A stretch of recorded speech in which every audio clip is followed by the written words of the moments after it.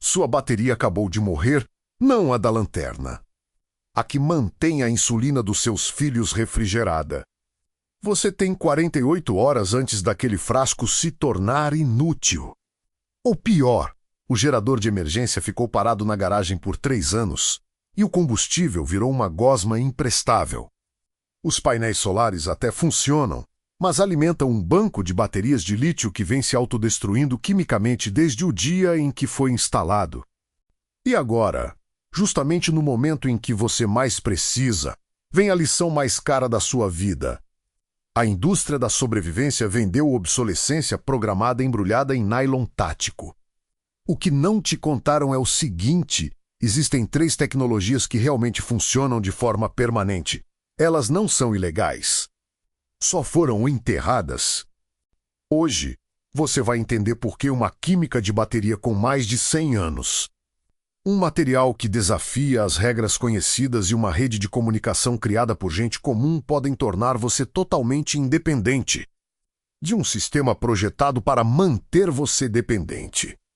Não se esqueça de se inscrever no nosso canal e ficar por dentro de tudo. Vamos começar pelo maior engano da preparação moderna. Parte 1. A bateria de Edison.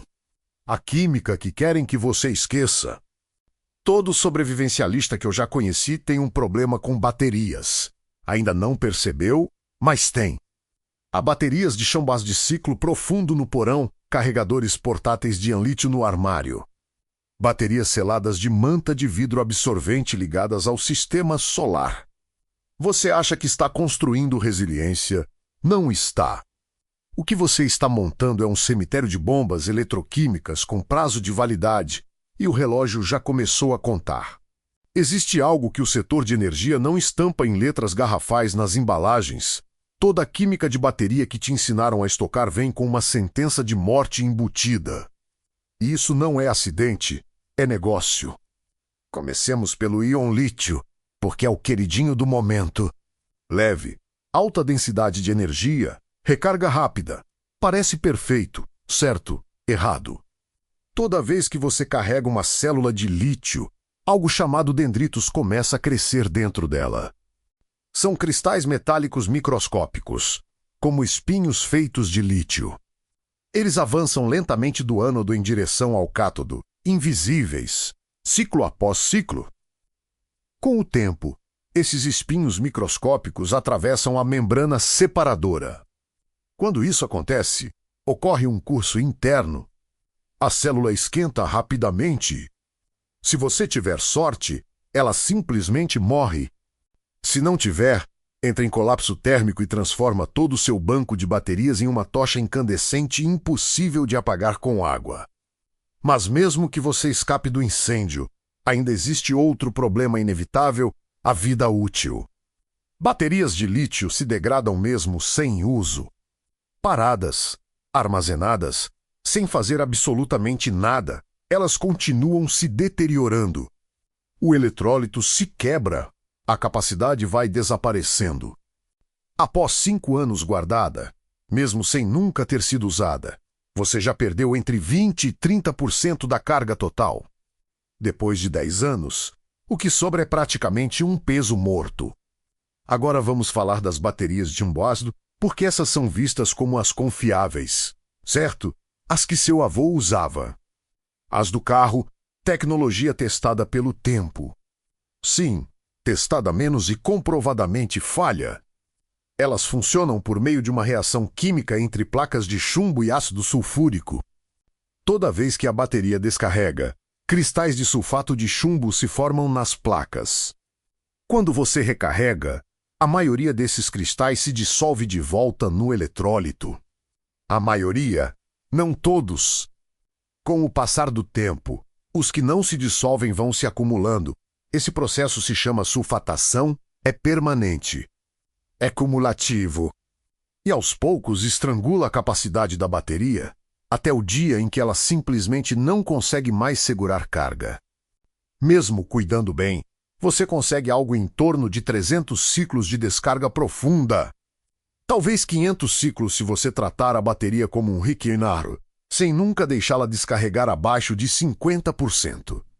E ainda tem o detalhe ignorado por quase todo mundo: o ácido sulfúrico é altamente corrosivo. Ele corrói as placas, libera gás hidrogênio e exige ventilação constante. Sem isso, você está montando uma bomba. Se a bateria congelar, a água do eletrólito se expande, racha o invólucro e acaba tudo. Fim de jogo. Então, qual é a solução? Comprar ainda mais baterias? Ficar trocando estoque como se você administrasse um centro de distribuição? Não.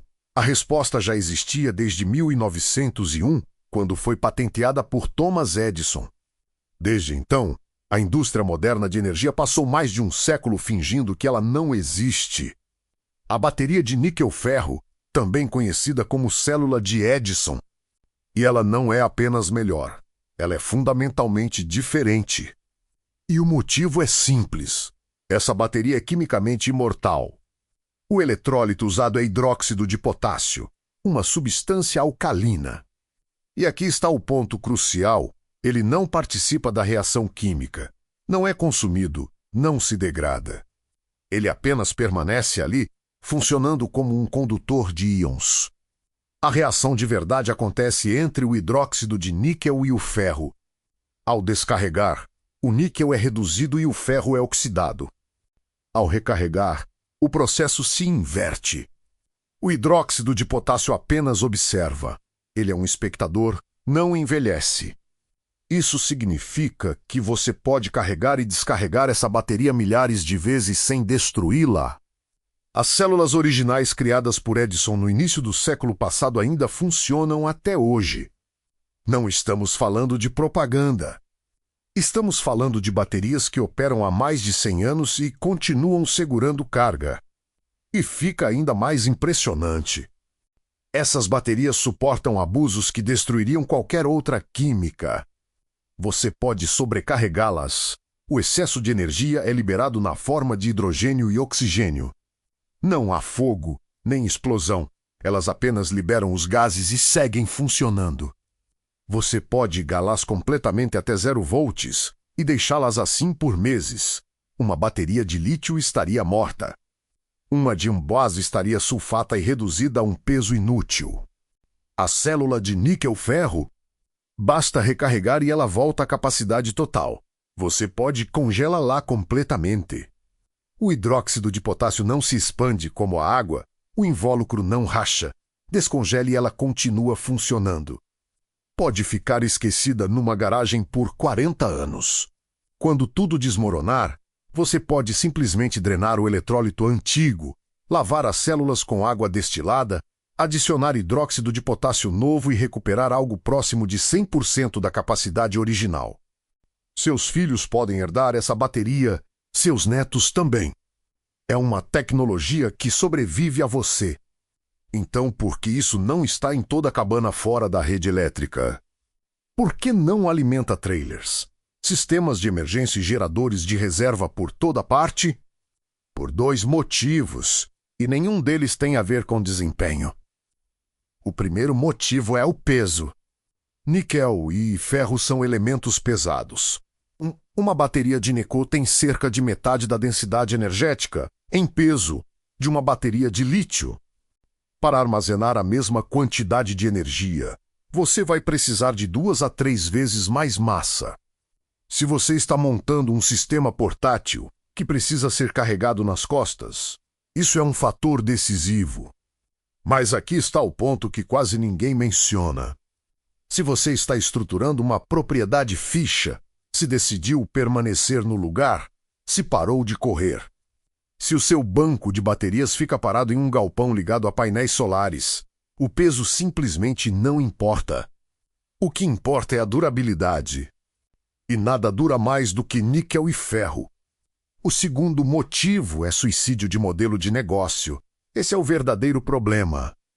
Uma bateria que dura um século é um desastre para qualquer empresa que precisa te vender uma nova a cada 3 ou 5 anos. Pense nisso com calma. Se hoje você compra um banco de baterias de lítio por $10.000, em 5 anos estará comprando outro.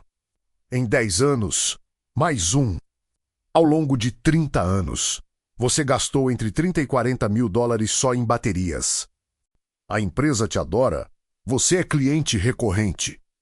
Você gera faturamento constante. Mas se você compra um banco de baterias de Nicor uma única vez e ele dura 100 anos, acabou. Você saiu do mercado, não é mais cliente. Você resolveu o problema de forma definitiva. E em uma economia baseada em obsolescência programada e modelos de assinatura, uma solução permanente é uma ameaça. A indústria outdoor, o setor de armazenamento de energia. Todo o mercado de preparação e sobrevivência é construído para vender coisas que quebram, para que você compre de novo. Eles não querem que você seja dono das soluções. Querem que você alugue a sobrevivência. E a bateria de Edison destrói esse modelo de forma tão completa que foi silenciosamente enterrada por décadas. Mas aqui vai a boa notícia. Essas baterias ainda existem. Pequenas empresas continuam fabricando, principalmente na China e em algumas regiões do leste europeu. Elas não são voltadas ao consumidor comum. Não estão nas prateleiras de grandes lojas.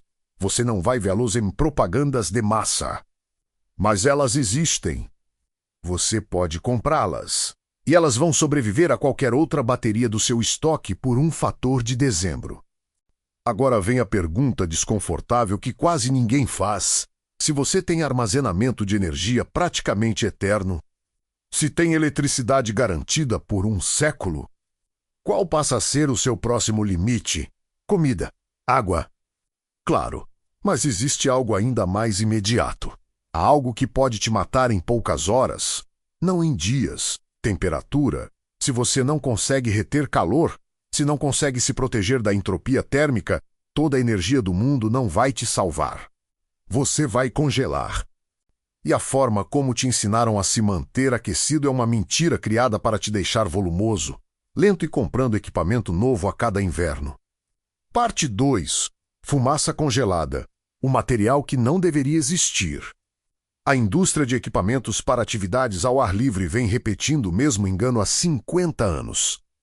Eles dizem que calor significa espessura, que isolamento é sinônimo de volume, que para sobreviver ao inverno você precisa parecer um boneco inflável enrolado em um saco de dormir.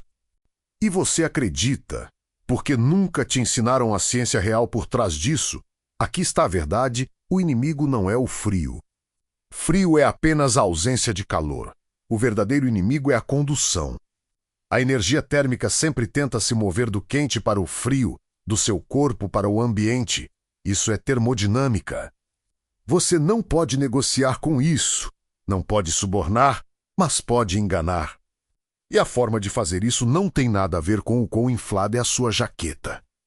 O calor se move de 3 maneiras: condução, convecção e radiação. Condução é a transferência direta através de um sólido. Metal é excelente nisso. É por isso que o cabo de uma panela de aço esquenta rapidamente. Convecção é a transferência de calor por meio de fluidos ou gases em movimento. É por isso que o vento faz você sentir mais frio.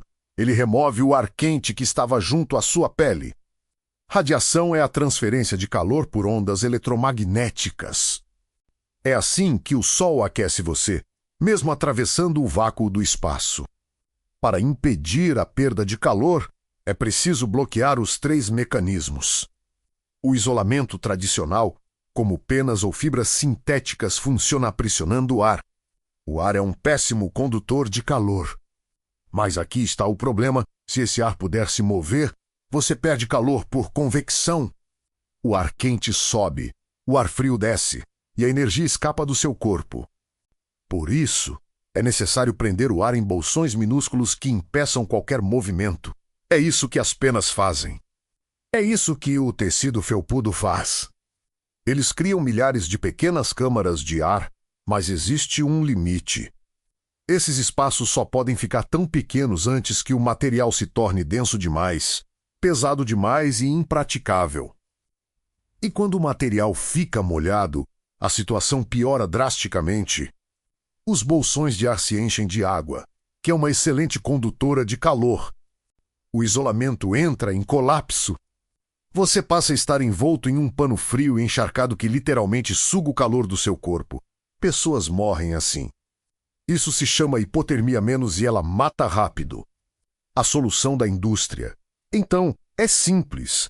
Fazer o isolamento cada vez mais grosso, mais inflado, com ainda mais volume de ar aprisionado. É por isso que jaquetas de inverno parecem boias de desfile. Mas existe um material que resolve esse problema de forma tão elegante, tão completa, que parece estar burlando as leis da física. E a indústria de equipamentos ao ar livre evita o selo porque, se usasse, você nunca mais compraria outra jaqueta. Ele se chama aerogel de sílica.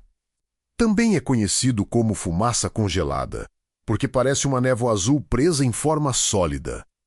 Sem exagero algum, esse é o material com maior capacidade de isolamento térmico já criado. E aqui está o que ele realmente é. O aerogel de sílica é um gel no qual o componente líquido foi substituído por gás por meio de um processo chamado secagem supercrítica. O resultado é uma estrutura nanoporosa formada por dióxido de silício. É o mesmo material do vidro, mas em vez de ser compacto, ele é composto por 99,8% de ar. Os 2% restantes formam uma rede extremamente delicada de nanopartículas de silício interligadas. E é aqui que a coisa fica absurda. Os poros desse material são medidos em nanômetros, ou seja, bilionésimos de metro. Para ter uma ideia, um fio de cabelo humano tem cerca de 70 mil nanômetros de largura. Já os poros do aerogel variam entre 2 e 50 nanômetros menos menores do que o comprimento de onda da luz visível. Isso cria um fenômeno conhecido como efeito de Knudsen. As moléculas do ar têm aproximadamente 0,3 nanômetro de diâmetro. Quando os poros de um material se aproximam do tamanho das moléculas que tentam atrair, o gás deixa de se comportar como gás, as moléculas não conseguem fluir livremente. Elas colidem com as paredes dos poros com muito mais frequência do que entre si. Isso destrói a convecção. Não há movimento coletivo do ar. O calor não consegue se transferir por convecção porque o ar fica fisicamente aprisionado no nível molecular. E para completar, a própria estrutura sólida do aerogel é tão fina e dispersa que a condução de calor se torna praticamente inexistente. E como esse material é quase todo ar, praticamente não existe massa suficiente para conduzir calor. É como se a condução térmica tivesse sido apagada. O resultado é um material com condutividade térmica em torno de 0,013 watts por metro Kelvin. Para comparar, isolamento de fibra de vidro fica perto de 0,04. Plumas naturais giram em torno de 0,025. O aerogel corta isso pela metade. E agora vem a parte decisiva. Ele pode ser extremamente fino. Uma camada de apenas 3 milímetros de aerogel isola tanto quanto 3 centímetros de penas. Ele pode ser comprimido, dobrado, moldado. E não perde desempenho quando molha, porque é hidrofóbico. A água simplesmente não adere a ele. Existe uma demonstração clássica que deixa isso claro.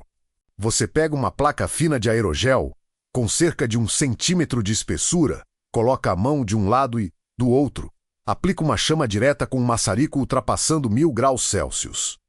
O aerogel começa a brilhar em laranja pelo calor, mas sua mão não sente absolutamente nada.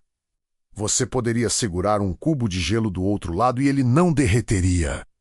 Poderia segurar chocolate e ele continuaria sólido. O calor não atravessa. Ele é bloqueado na escala nanométrica. Esse material foi desenvolvido pela Agência Espacial Americana para os veículos enviados a Marte. Ele foi usado para isolar componentes eletrônicos em um ambiente onde a temperatura varia de 20 graus negativos à noite para 20 positivos durante o dia. Já foi aplicado em trajes espaciais, em equipamentos de exploração em águas profundas. Funciona de forma permanente. Não se degrada com o tempo. Não perde eficiência por compactação como as plumas. Não absorve água. Ele simplesmente permanece ali, desafiando as leis da transferência de calor por décadas. Então, por que nossas jaquetas não são feitas disso? Por que sacos de dormir não usam aerogel como padrão? Por que esse não é o material básico para roupas de frio extremo? A resposta oficial é custo e modelo de negócio. Fabricar aerogel exige um processo chamado secagem supercrítica. Você começa com um gel, geralmente derivado de sílica, e o aquece sob alta pressão até que o líquido atinja um estado supercrítico, onde não existe mais distinção entre líquido e gás. Em seguida, a pressão é liberada lentamente, permitindo que o líquido evapore sem destruir a estrutura interna. É um processo delicado. Consome muita energia, exige equipamentos industriais complexos e não é barato de escalar. Mas esse não é o verdadeiro motivo. O motivo real é outro. Se alguém vendesse uma jaqueta com 3 milímetros de espessura, pesando pouco mais de 100 gramas, capaz de manter você aquecido a 40 graus negativos, e que continuasse funcionando por 20 anos sem perder desempenho, o mercado de roupas de inverno entraria em colapso. Ninguém compraria outro casaco. Menos ninguém faria atualização. Você venderia um único casaco por cliente e nunca mais veria essa pessoa. Todo modelo de negócios baseado em moda sazonal e obsolescência programada simplesmente desmorona. Mas aqui está o ponto crucial: o isolamento de aerogel existe. Ele já pode ser comprado. Já existem empresas incorporando esse material em roupas. Há marcas de vestuário técnico que produzem jaquetas com isolamento de aerogel. Elas não são baratas. Um casaco pode custar entre $200 e $400. Mas compare isso com um casaco de plumas de alto padrão, que custa o mesmo e começa a falhar depois de 5 anos, quando as penas se aglomeram e perdem volume. Um casaco com aerogel dura pelo menos uma década a mais. Em um cenário de colapso, equipamento que não falha vale mais do que ouro. Também é possível comprar aerogel bruto em forma de mantas flexíveis, usadas originalmente em isolamento industrial. Você pode revestir um abrigo com isso? Pode envolver tubulações? Pode adaptar um saco de dormir? Uma camada de 5 milímetros oferece o mesmo isolamento que 5 centímetros de espuma comum. Você acabou de tornar seu abrigo de emergência 10 vezes mais quente, sem adicionar volume nem peso. A ciência é sólida. O material é comprovado. Ele só permanece restrito a nichos porque a adoção em massa eliminaria muitas fontes de lucro. Você agora tem energia praticamente eterna. Tem isolamento térmico que torna o frio irrelevante. Está fisicamente protegido. Mas segurança física é apenas metade da equação. Em um colapso com a rede elétrica fora do ar, informação é sobrevivência. E se você depende de torres de telefonia, satélites ou qualquer infraestrutura controlada por entidades centralizadas, está apenas esperando alguém apertar um botão e te silenciar. Você precisa se comunicar e precisa fazer isso de uma forma que não possa ser desligada, monitorada ou condicionada à permissão de terceiros. É aí que entra a terceira tecnologia, e ela é a mais perigosa para o sistema. Parte 3, a rede das sombras. Uma malha de comunicação que ninguém controla. A maioria das pessoas que se preparam acredita que já resolveu a comunicação. Compram um rádio portátil barato pela internet, acham o visual tático reconfortante, programam algumas frequências civis ou amadoras e se dão por prontos. Não estão. Eles estão carregando um risco disfarçado de ferramenta. Esse é o problema dos rádios tradicionais de 2 vias. Eles foram projetados para comunicação ponto a ponto. Você transmite, eu recebo, e acabou. Se existir uma montanha entre nós, um prédio no caminho ou alguns quilômetros de distância a mais, a conversa morre ali, o sinal não faz curva. Ele não contorna obstáculos, não se adapta ao terreno. Você fica limitado à linha divisada e à geografia. E em um colapso, o terreno manda em tudo. Mas existe um problema ainda maior. Toda vez que você aperta o botão do microfone, está transmitindo em uma frequência fixa. Qualquer pessoa com um receptor pode ouvir. Qualquer um com uma antena direcional e noções básicas de triangulação consegue descobrir exatamente onde você está. Você não está se comunicando, está anunciando sua posição. Está tocando o sino do jantar para quem estiver com fome, desesperado ou hostil. E não dá para criptografar voz analógica em frequência modulada de forma prática. Pior ainda, nas faixas de rádio amador, criptografia é proibida.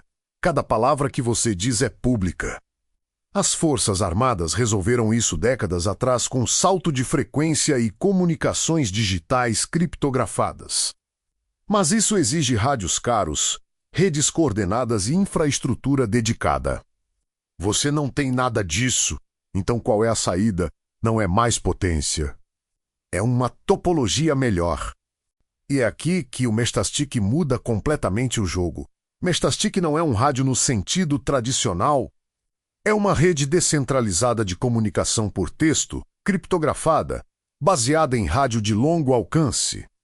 Construída sobre um princípio que a torna quase impossível de destruir. Cada dispositivo da rede é, ao mesmo tempo, usuário e repetidor. Não existe servidor central. Não existe ponto único de falha, é uma malha. Funciona assim. Suponha que eu queira te enviar uma mensagem. Você está a cerca de 25 quilômetros de distância, em terreno irregular, cheio de morros. Linha direta é impossível. Com o rádio comum, a conversa acaba aí. Não há comunicação. Com o Mestastic, meu dispositivo não tenta falar com você diretamente.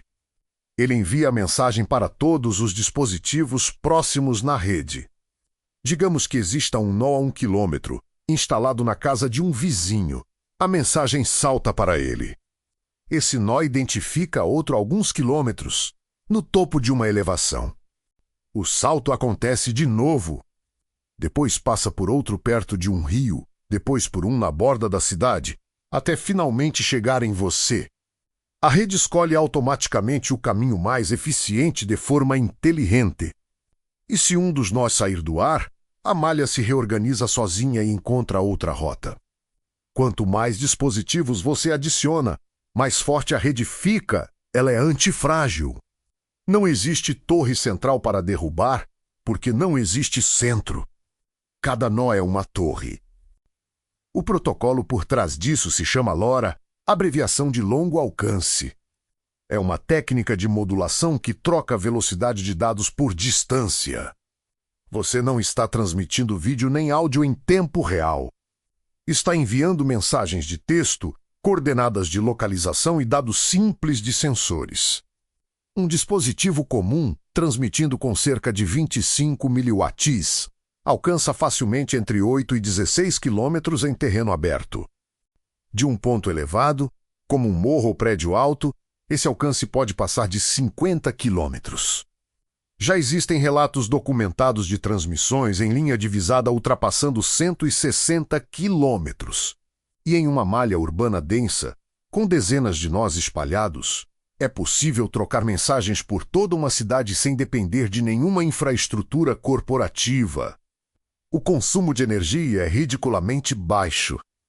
Um dispositivo Mestastic funcionando com uma pequena bateria de lítio e um painel solar de 5 watts pode permanecer ativo por tempo indefinido. Durante a transmissão, o consumo fica na casa dos miliwatts. Em modo de espera, cai para microwatts. Uma única bateria do tipo recarregável comum consegue manter um nó funcionando por semanas. E agora vem a parte crítica. Tudo é criptografado. As mensagens usam criptografia avançada de 128 bits por padrão. Você pode criar canais privados com chaves próprias.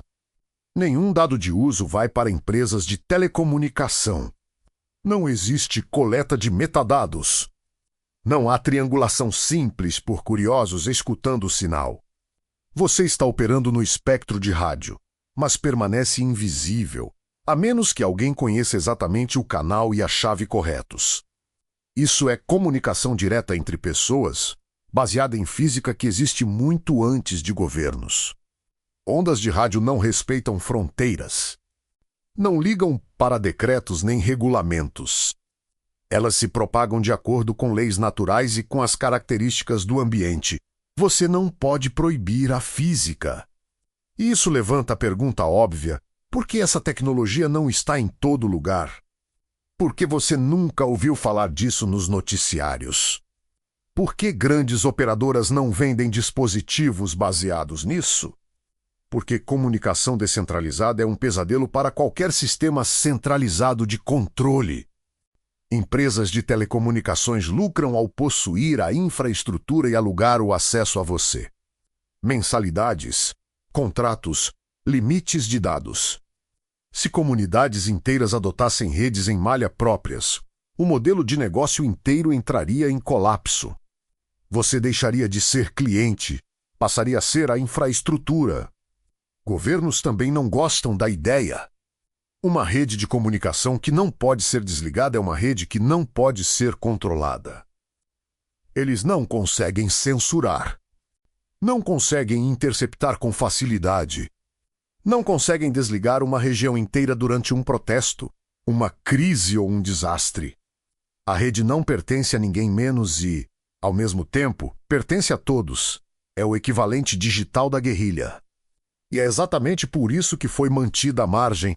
O hardware existe. O software é de código aberto. O protocolo é público e documentado.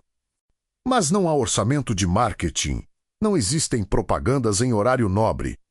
Não há lojas de operadoras empurrando isso para o público. Essa tecnologia vive nos bastidores, entre entusiastas, radioamadores e no submundo da preparação. E é justamente aí que ela se torna mais valiosa. Você pode comprar dispositivos compatíveis com essa rede hoje mesmo. Fabricantes como Eltec, TTGU, Liligo e Hack produzem placas de comunicação de longo alcance por valores acessíveis. Você instala o firmware do sistema, conecta ao celular por Bluetooth e pronto, está dentro da rede, sem assinatura. Sem mensalidade, sem termos de uso. Você é dono do dispositivo. Você é dono da rede.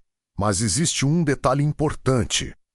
Um único dispositivo não serve para quase nada. É só um rádio falando sozinho no vazio. 2 dispositivos já permitem comunicação direta, criptografada, com alcance maior do que rádios portáteis comuns. 5 dispositivos em um bairro formam uma malha real. 10 espalhados por uma cidade criam uma teia de comunicação resiliente. 50 em uma região constroem uma rede praticamente impossível de destruir, capaz de coordenar, alertar e organizar pessoas sem depender de nenhuma corporação. O colapso não será sobrevivido por lobos solitários. Será sobrevivido por redes. Por comunidades que descobriram como se comunicar quando as torres de celular ficaram mudas. E essa tecnologia é a forma de construir essa rede antes que você precise dela. Agora, deixe-me explicar por que esse é o item mais perigoso de toda a lista. Não porque ele cause dano, mas porque ele torna você ingovernável. Uma pessoa com energia própria, proteção térmica real e comunicação que não depende do sistema é alguém que o sistema não consegue controlar. Esse é o padrão. É assim que boas tecnologias desaparecem. Vamos dar um passo atrás e olhar o quadro completo: 3 tecnologias. Uma bateria que dura um século. Um isolamento térmico que derrota a perda de calor com precisão nanométrica. E uma rede de comunicação que não pode ser desligada. E é quase certo que, até hoje, você nunca tinha ouvido falar de nenhuma delas em um contexto comum de sobrevivência. Isso não é coincidência. Isso não é acaso, é um padrão. A economia moderna não foi construída para resolver problemas de forma definitiva. Ela existe para administrar problemas, oferecendo alívios temporários que exigem renovação constante. Cada produto já nasce com prazo de validade, não porque precise, mas porque um cliente que resolve seu problema para sempre é um cliente perdido para sempre. A bateria de Nicaru é o exemplo perfeito disso. Ela esteve disponível comercialmente por décadas. Edison a promoveu para veículos elétricos nas décadas de 1910 e 1920. Alimentou equipamentos de mineração sistemas ferroviários e fontes de energia de emergência. Funcionava sem falhas. Então surgiram as baterias modernas mais leves, com maior densidade energética e especificações mais atraentes no papel e que morrem em poucos anos. As montadoras não fizeram essa escolha porque era melhor para você. Fizeram porque era melhor para o negócio. Uma bateria que falha cria um cliente que retorna. Uma bateria eterna encerra a relação comercial. O aerogel existe desde a década de 1930. Foi criado por Samuel Kistler. A Agência Espacial Americana o utiliza desde os anos 90. Ele já foi enviado a Marte, já foi usado em trajes espaciais e veículos de exploração submarina. A ciência é sólida. O material funciona. Ainda assim, seu casaco de inverno continua recheado de penas que empelotam quando molham e perdem eficiência depois de alguns anos. Por quê? Porque um casaco que dura 20 anos sem degradação destrói o modelo de faturamento da indústria do vestuário. Eles precisam que você compre um novo a cada poucas estações. O aerogel impede isso. A rede de comunicação em malha é outro exemplo gritante. É um sistema de código aberto rodando em hardware barato e acessível. O protocolo é público. A criptografia é forte. O alcance é impressionante. E mesmo assim, você nunca viu um anúncio disso em outdoors. Nunca encontrou esse tipo de dispositivo em uma loja de operadora. Porque uma rede de comunicação sem mensalidades, sem contratos de serviço e sem coleta de dados não tem valor para grandes empresas de telecomunicações. Eles não querem que você seja dono da conexão, querem que você alugue acesso. Esse é o jogo. Sempre que uma tecnologia é boa demais, durável demais, libertadora demais, ela não é proibida nem declarada ilegal. Ela simplesmente é empurrada para fora do palco principal, mantida em nichos, escondida atrás de termos técnicos, ambientes industriais ou comunidades de entusiastas. Assim, quando a pessoa comum entra em uma loja em busca de equipamentos de sobrevivência, só vê produtos que precisarão ser substituídos, produtos que mantêm a dependência, produtos que garantem receita recorrente. E a indústria não se limita a enterrar as boas soluções. Ela promove ativamente as piores. Gasta bilhões em publicidade para vender baterias descartáveis. Patrocina influenciadores para exaltar jaquetas infladas da estação. Faz parcerias com gigantes da comunicação para empurrar aparelhos e planos de dados. A mensagem é sempre a mesma: compre agora, atualize no ano que vem, permaneça no ciclo. Mas a ciência não liga para orçamento de marketing. A física não se importa com lucro trimestral. E as pessoas que entendem a ciência, que enxergam além da propaganda, que fazem as perguntas incômodas, são as que constroem resiliência de verdade.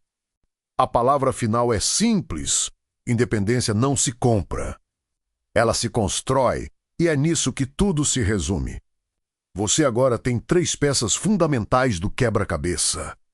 Armazenamento de energia praticamente eterno, que dura mais do que você. Isolamento térmico, que bloqueia a perda de calor na escala nanométrica. E uma rede de comunicação que ninguém controla. Essas não são apenas ferramentas, são saídas. São formas de escapar do ciclo de dependência sobre o qual a economia moderna foi construída. Preparação real não é acumular o que te empurram nas prateleiras. É entender a ciência que não aparece nos anúncios.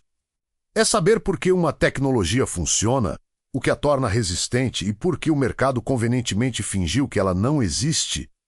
A bateria de Nikovro não apenas armazena energia. Ela transforma você em uma usina. O aerogel não apenas mantém o calor. Ele torna você praticamente imune à perda térmica. A rede em malha não apenas permite comunicação. Ela faz de você um nó em um sistema que não pode ser eliminado. E nada disso é ilegal. Nada disso é proibido. Tudo isso pode ser adquirido hoje. Você só precisa saber que existe. O sistema não esconde essas soluções atrás de muros. Ele as esconde atrás do silêncio, da obscuridade do barulho incessante de centenas de produtos inferiores disputando sua atenção. Agora eu quero saber de você. Que outras tecnologias deveriam entrar nessa lista esquecida? Que equipamentos você já encontrou que resolvem um problema tão bem que chega a parecer estranho não serem populares? Compartilhe nos comentários. Porque quanto mais a gente troca informação, mais difícil fica nos controlar. Mantenha a curiosidade. Mantenha a independência. A física não aceita suborno.